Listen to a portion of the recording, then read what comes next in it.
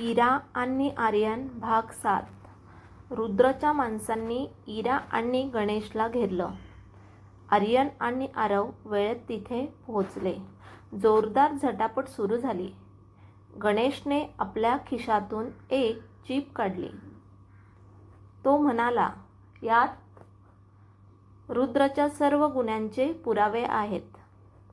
तेवढ्यात एका गुंडाने गणेशवर गोळी झाडली.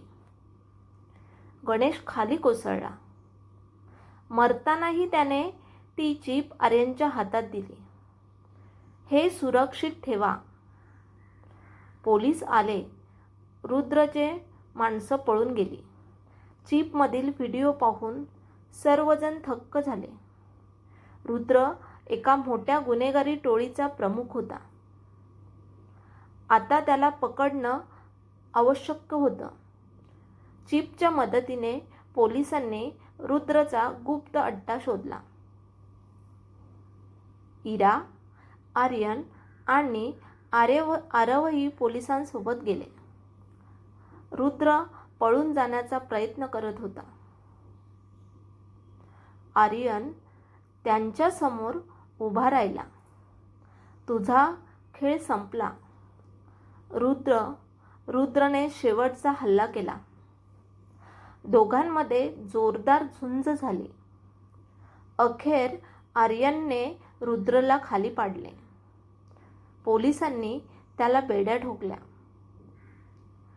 रुद्रला जन्मठेपेची शिक्षा झाली.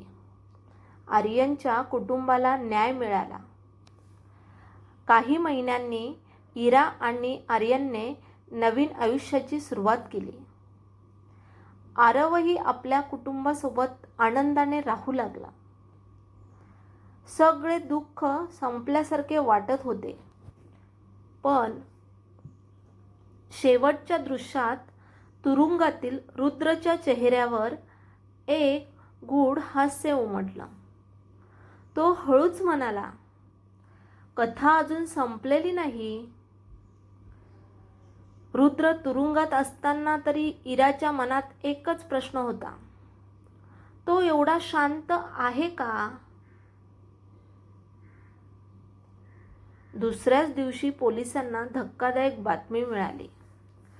रुद्र तुरुंगातून पळून गेला होता. संपूर्ण शहरात शोध मोहीम सुरू झाली. त्याच रात्री इराच्या घराबाहेर एक काळी कार येऊन थांबले. त्यातून एक रहस्यमय तरुणही उतरली. ती स्वतःला अनाया म्हणत होती.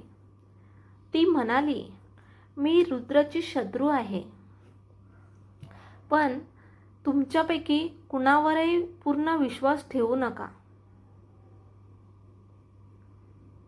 हे बोलून ती निघून गेली. इरा आणि आर्यन अधिकच संभ्रमात पडले. आर्यनने अनायाचा पाठलाग केला. ती शहराबाहेरील एका जुन्या गोदामात गेली. आत अनेक जुने नकाशे आणि फायली होत्या. भिंतीवर रुद्रचे फोटो लावलेले होते. अनाया म्हणाली, रुद्र एकटा नाही. त्याच्या मागे ब्लॅक शॅडो नावाची गुप्त संघटना आहे. इरा आश्चर्यचकित झाली. म्हणजे हे सगळं अजून संपलेलं नाही? अनायाने एक पेनड्राईव्ह आर्यनच्या हातात दिला. यात पुढच्या कटाचा पुरावा आहे. तेवढ्यात गोदामाबाहेर गोळीबार सुरू झाला. गोळीबारामुळे गोदामात गोंधळ उडाला. आर्यनने इरा आणि अनायाला सुरक्षित बाहेर काढलं. पण पेन ड्राईव्ह अचानक गायब झाला. तो कुणीतरी चोरला होता. जमिनीवर फक्त एक काळं कार्ड पडलेलं होतं. त्यावर चांदीच्या अक्षरात लिहिलं होतं, ब्लॅक शॅडो. कार्डच्या मागे एक ओळ होती. खेळाची खरी सुरुवात आत्ता झाली आहे. तेवढ्यात आर्यनच्या मोबाईलवर व्हिडिओ कॉल आला. स्क्रीनवर रुद्र दिसत होता. तो हसत म्हणाला, तुम्ही मला हरवलं असं समजत होतात, पण आत्ता तुम्हाला अशा जगात घेऊन जातो जिथून परत येणं अशक्य आहे.